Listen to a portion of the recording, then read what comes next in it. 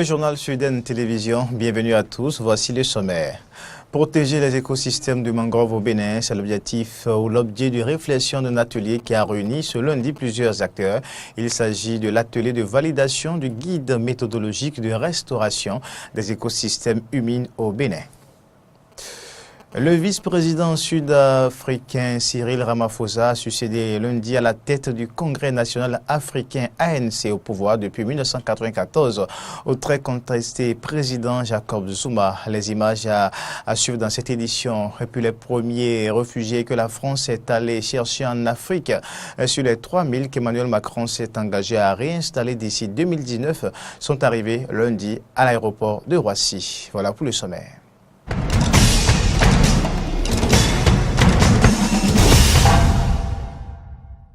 Encore une fois, bienvenue à toutes et à tous. Ouvrons cette édition par une brève. Le procès n'aura pas lieu ce mardi 19 décembre 2017. Laurent Métoyon et ses co-accusés dans le dossier de gestion financière frauduleuse à la Caisse nationale de sécurité sociale retournent derrière les barreaux. Ils y resteront encore quelques semaines. Le procès finalement reporté pour le mois de janvier 2018. C'est la nouvelle qui a été annoncée aux accusés accompagnés de leurs avocats ce mardi matin au tribunal de première instance de Cotonou. Ce report se justifie par le rejet du juge Azo en charge de l'affaire par les accusés et leurs avocats. Plus de détails à suivre dans nos prochaines éditions.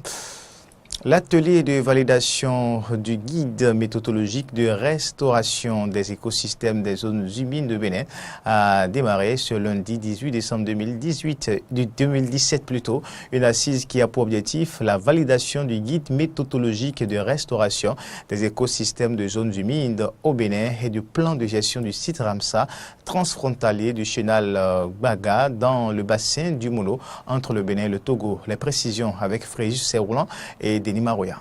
Face à la dégradation des zones humides, l'Agence béninoise pour l'environnement, ABE, qui est l'autorité administrative de la Convention de Ramsar sur les zones humides d'importance internationale, a sollicité l'aide de l'Union internationale pour la conservation de la nature et du secrétariat de la Convention de Ramsar aux fins d'améliorer la gestion des zones humides au Bénin.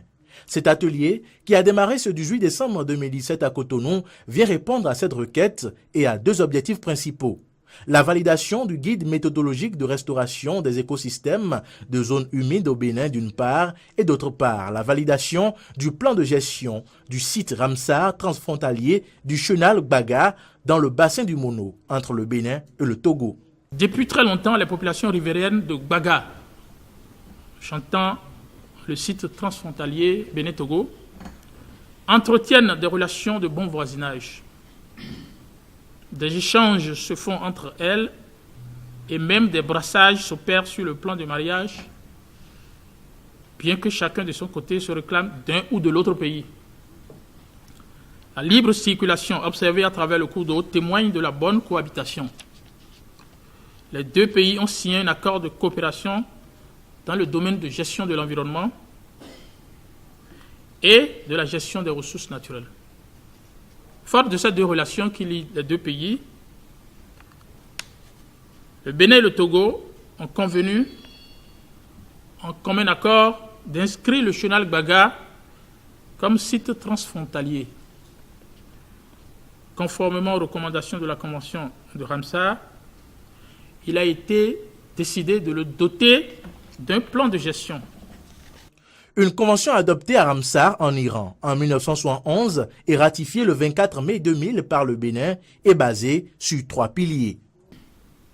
L'utilisation rationnelle des zones humides par le processus ou des actions d'aménagement national du territoire, de politiques et de législation pertinentes, de mesures de gestion et d'éducation du public. L'inscription des zones humides appropriées sur la liste des zones humides d'importance internationale, la liste de Ramsar, et l'adoption des mesures y afférentes. La coopération au niveau international tenant des zones humides transfrontalières, des systèmes de zones humides partagées, des SS partagés et des projets de développement qui pourraient toucher des zones humides. Fort du deuxième pilier de cette convention, le Bénin a déjà inscrit 4 sites comme site Ramsar, dont le parc Pendjari et le complexe W. En présence des représentants togolais, les partenaires de l'Agence béninoise pour l'environnement ont salué l'engagement du Bénin à mettre en œuvre la convention de Ramsar. Cette convention a été mise en œuvre par l'Agence béninoise de l'environnement avec satisfaction. Et j'aimerais vraiment remercier l'agence pour le travail qui a été accompli et qui nous réconforte pour, bien sûr, développer notre partenariat stratégique pour le Bénin. Nous pensons que la dynamique qui est lancée par le gouvernement du Bénin et celle également dans laquelle évolue le gouvernement du Togo va nous amener à pouvoir créer d'autres sites Ramsar dans ces deux pays au bénéfice du développement durable. Alors que le sort de l'humanité est intimement lié à la survie des zones humides, cet atelier qui vise à mettre en place des stratégies pour restaurer les zones dégradées et préserver celles restées intactes revêt une importance capitale pour la sauvegarde de ces milieux naturels. Environnement toujours, visible depuis plusieurs années, les changements climatiques perturbent les activités agricoles au Bénin. C'est le cas dans la commune de Tofo où producteurs agriculteurs se plaignent de la rareté des pluies, de la fluctuation des saisons. Voici le reportage. Nos maïs semés en août n'ont rien donné. C'est ce qu'on a semé en septembre que vous voyez ici. Témoignage de Patrice Aizansi, la quarantaine, agriculteur à Agué, un arrondissement de la commune de Tofo dans le sud du Bénin. Les rendements de ces champs de maïs, de tomates et d'ananas ont drastiquement baissé au fil des années. Les fluctuations saisonnières, la rareté et l'imprévisibilité des pluies, des signes distinctifs des changements climatiques, en sont les principales causes, témoigne Pascal Lodjou, un autre producteur agricole du milieu. Depuis un certain temps, on ne compte plus trop sur la saison, puisque des fois on attend l'arrivée de la pluie et ça commence si tôt. Des fois on attend, veut dire ça dépasse largement le moment convenable avant de venir. La saison passée par exemple, on a eu pluie au-delà du moment que ça devait faire pour cesser quoi. Donc ça fait que assez de maïs ont eu de problèmes. Vous voyez ce champ par exemple, si la pluie s'arrêtait veut dire au temps normal là, ça ne devait pas être comme ça. Le rendement devait être plus que ça. Dégradation des terres, manque d'eau, baisse du rendement des cultures, pertes et endettement sont des réalités que vivent ces producteurs à chaque saison. Sur les autres cultures aussi, on ressent la faiblesse du rendement. Donc, c'est dans tous les secteurs d'activité, de production ici, on a des problèmes. Il y a de cela 10 ans, 15 ans, tel que ça pleuvait, aujourd'hui ce n'est plus ça. Et il y a manque de pluie et ça fait que par moment ça agit sur la production. Avec les effets néfastes des changements climatiques sur la production agricole à Tofo, la commune perd progressivement son statut de grenier de l'Atlantique. Les maïs frais, même de crinquins, de tomates un peu partout, ça quitte Tofo. Mais aujourd'hui, nos parents ont commencé par avoir des problèmes parce que la pluie tombe rarement. Et que c'est au moment où on n'attend pas que la pluie tombe et au moment où ils ont sacré, ils attendent la pluie, ça ne tombe pas. Ces producteurs n'ont pas autre choix que d'augmenter l'utilisation des engrais chimiques pour améliorer les rendements. Mais là encore, résultat insatisfaisant. Nous faisons recours aux produits chimiques par moment, les engrais chimiques pour quand même renforcer un peu nos plantations. Malgré ça, ça ne donne pas ce que ça devrait donner normalement. La mairie va continuer à sensibiliser la population, de prendre conscience et de freiner un peu, à couper les bois. Je leur dis de commencer par, surtout commencer par planter des arbres. Et les autorités communales, quant à elles, encouragent le reboisement pour inverser la situation et redonner espoir et sourire à ces producteurs victimes des changements climatiques. De Tofor, on prépare maintenant pour Cotonou. Elles sont nombreuses, les vendeuses revenues en ces veilles de fête de fin d'année sur le tronçon marché Saint-Michel, pharmacie 4 thérapies, suite à leur déguerpissement il y a quelques mois par les autorités préfectorales. Et malgré le martyre qu'elles vivent à cause des tracasseries policières, elles comptent squatter ces lieux jusqu'après fête afin de faire écouler le marchandise. Reportage. Déguerpies dans le cadre de la libération des espaces publics il y a quelques mois, ces vendeuses sont revenues sur le tronçon Carrefour Marché Saint-Michel, pharmacie 4 thérapies, pour faire écouler leurs marchandises en ces périodes de veille de fête. Mais elles sont confrontées à la furie des hommes en uniforme, notamment les policiers, qui ne se limitent pas au déguerpissement, mais saisissent et détruisent leurs marchandises. Ces dernières, à travers des cris de désolation, d'amertume et de douleur, des slogans divers, dénoncent les comportements de ces forces de l'ordre et demandent l'indulgence du chef de l'État. Ils nous ont déguerpis et on ne fait que courir de gauche à droite. Même si on ne peut installer confortablement nos marchandises, ils ne nous accordent pas l'indulgence de les mettre sur la tête et de les vendre ici au bord de la voie. Pire, ils nous chicotent avec la lanière. Ce que nous voulons, c'est que les autorités nous prennent en pitié en ces temps de fête de fin d'année pour que nous ayons le temps d'écouler nos marchandises et avoir de quoi fêter. Plus personne ne va insister après les fêtes. Ils nous malmènent et détruisent nos marchandises.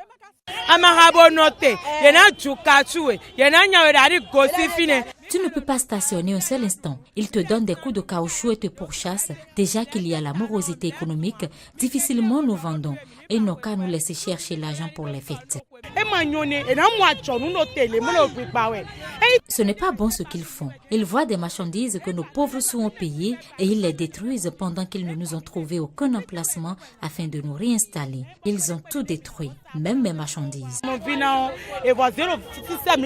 Si pour ces femmes qui sont à la recherche de leur pitance quotidienne, seul le président Patrice Talon peut trouver une solution à leur calvaire, des propositions sont faites également par des citoyens compatissants qui jugent de méchants l'acte des forces de l'ordre dans l'exercice de leurs fonctions. Le matin très tôt, pourquoi on ne peut pas déployer les forces de l'ordre et interdire les bonnes dames de rester ici? On les laisse venir s'installer et après maintenant c'est pour détruire ceux qui ont pris leur propre argent pour pouvoir aller payer. Ce n'est pas du tout normal ce qu'ils sont en train de faire.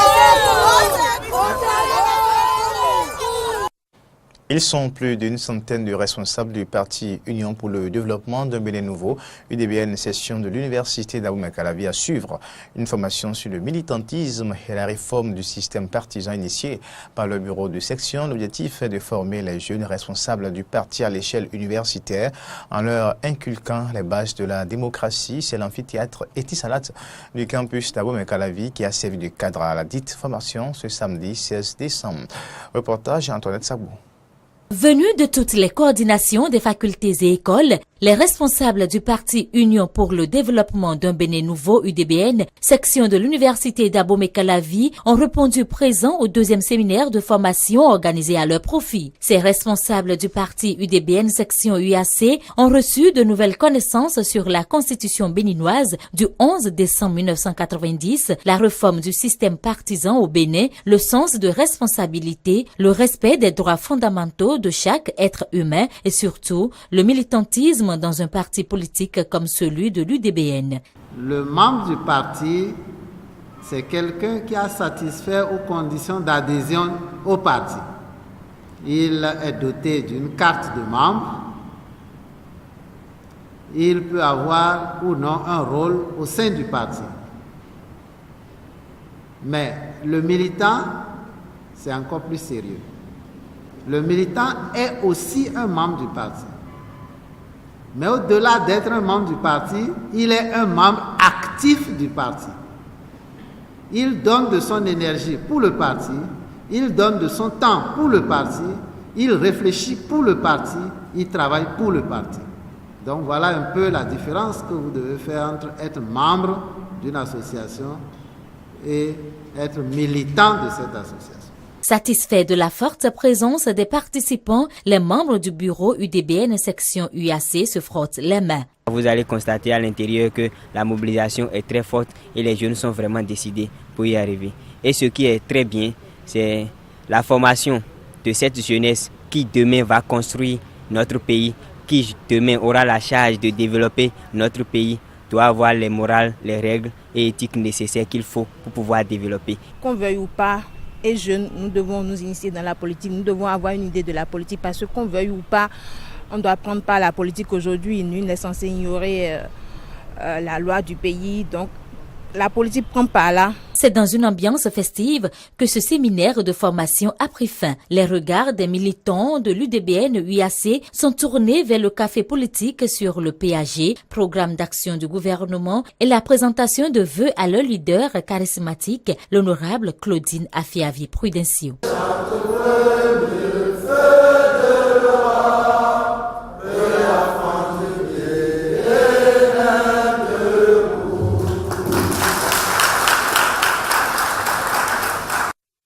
Un peu que quelques jours avant la célébration de la Noël et la fête du Nouvel An, et pas grand changement enregistré à cette période dans les villes du Bénin. Contrairement aux années précédentes, le constat a été fait dans la ville de Cotonou par Carole Olaye.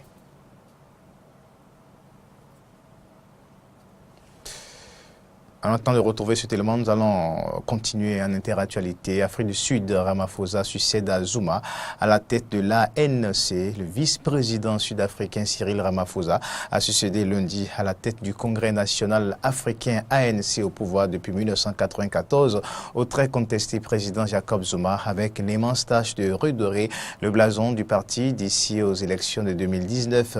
Épilogue de plusieurs mois d'une campagne très âpre, Ramaphosa a été élu d'un souffle devant son unique rivale, l'ancienne patronne de l'Union africaine et épouse de Jacob Zuma, Nkosazana Dlamini Zuma. Victoire célébrée par ses partisans. Toujours sur le continent, arrivée de premiers réfugiés sélectionnés par la France. Les premiers réfugiés que la France est allée chercher en Afrique, sur les 3000 qu'Emmanuel Macron s'est engagé à réinstaller d'ici 2019, sont arrivés lundi à l'aéroport de Roissy. 2 autres groupes sont attendus d'ici mercredi. 19 personnes des Soudanais ainsi qu'une famille centrafricaine sont arrivés vers 6 heures en provenance de N'Djamena où ils vivaient dans des camps du Haut Commissariat aux réfugiés des Nations Unies. L'idée de ce programme est d'empêcher que des personnes ne se mettent en danger en prenant la mer à partir de la Libye, notamment. Réaction. Je suis venu ici pour prendre le langue français et puis après quand je finis, il faut que je me débrouille un peu. Je cherche le travail. C'est ça que je souhaite. Je vais parler français, lire et écrire aussi. Le président Macron s'est engagé à ce qu'on accueille en France 3000 réfugiés depuis l'Afrique, donc les pays subsahariens. Et donc aujourd'hui, c'est les toutes premières personnes qui arrivent donc depuis le Tchad, 19. Demain, il y aura 25 personnes qui vont arriver du Niger. Ce sont des personnes qui ont été évacuées de Libye par le HCR au Niger et qui vont venir en France en tant que réfugiés. Et mercredi, on accueillera également une dizaine de personnes depuis le Tchad. Donc ça fera 56 personnes cette semaine qui seront les premiers des 3000 réinstallés d'Afrique. Voilà, elles ne connaissent pas la France. Là, les personnes qu'on voit aujourd'hui vivaient dans un camp géré par le HCR au Tchad. Donc on peut imaginer que leur mode de vie était assez éloigné des modes de vie occidentaux que nous avons ici en France. Et donc pendant 4 mois, France Horizon va les accompagner dans leur découverte de notre mode de vie, dans l'ouverture de tous leurs droits sociaux, aide au logement, enseignement du français. Ces réfugiés ont été identifiés d'abord par le HCR qui nous a proposé des familles, essentiellement en provenance de camps de l'est du Tchad ou du sud du Tchad. Et puis nous avons ensuite vérifié que ces personnes étaient bien éligibles au statut de réfugiés. Les autorités françaises ont souhaité que ces opérations aient aussi la vertu d'empêcher, tant que possible, des personnes de se mettre en danger, de monter vers le nord de l'Afrique, de prendre la mer, à partir de la Libye notamment, pour venir en Europe. Les autorités françaises ont souhaité que ces opérations est aussi la vertu d'empêcher, tant que possible, des personnes de se mettre en danger, de monter vers le nord de l'Afrique, de prendre la mer, à partir de la Libye notamment, pour venir en Europe. On va rester en France pour parler de l'affaire Aristophile, une vente aux enchères hors gabarit des manuscrits et des lettres de Balzac, Flaubert, Brassens. La vente aux enchères est exceptionnelle. Elle permet de commencer à vendre les 130 000 œuvres du fonds Aristophile, une société qui a été soupçonnée d'être au cœur d'une vaste escroquerie. Reportage. Commissaire-priseur, il s'apprête à mener une vente historique à Drouot. Dans ces cartons, 130 000 œuvres qui seront mises aux enchères pendant plusieurs années. Essentiellement des lettres et des manuscrits de Balzac, Flaubert, Brassens, mais aussi des partitions de Mozart ou Wagner.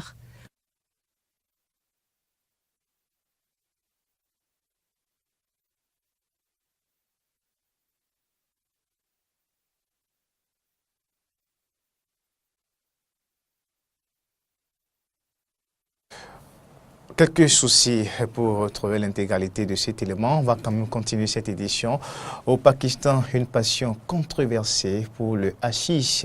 Niaz Ali est un homme profondément pieux. Il prie 5 fois par jour et se rend à la mosquée dès qu'il le peut. Mais il aime aussi fumer du hashish, beaucoup de hashish au Pakistan. Reportage. Reconnaissable entre toutes. Au Pakistan conservateur, ces hommes fument du hashish, beaucoup de hashish. C'est pourtant interdit par leur foi, mais dans ce pays où l'alcool est proscrit pour les musulmans, le cannabis reste dans une zone grise. Quand j'étais jeune, j'ai commencé à fumer avec des amis. Le jour d'après, j'ai recommencé et c'est devenu une habitude. Dans la région, la consommation de hash précède l'arrivée de l'islam et pour certains c'est même sacré. Dans ce sanctuaire soufi, les fidèles fument ensemble autour du thé, mais pas question ici de boire quelque chose de plus fort. L'alcool est strictement interdit et impur. Personne ne peut même y penser. Si quelqu'un apporte de l'alcool, on le bat d'abord et ensuite on le traîne à la police. Selon l'ONU, le cannabis est la drogue la plus utilisée dans le pays avec près de 4 millions d'adeptes. Venu des zones tribales près de l'Afghanistan, le hashish est bon marché et facile d'accès. Pour cette mère de famille célibataire, c'est surtout devenu un moyen de gérer son stress. Je me suis sentie mal quand j'ai commencé à fumer pour la première fois. Mais après un peu de temps, j'ai commencé à aimer ça. Il y avait de la musique, mes amis riaient, je me sentais bien. Les experts s'inquiètent de la tendance. Face au traumatisme infligé par des années de violence dans cette région instable, les enfants pauvres sont nombreux parmi les adeptes du hash et difficile de lutter contre l'addiction dans un pays où les cliniques adaptées restent rares. C'est la fin de cette édition. Toutes nos excuses pour les quelques erreurs techniques. En tout cas, merci de l'avoir suivi et à très bientôt.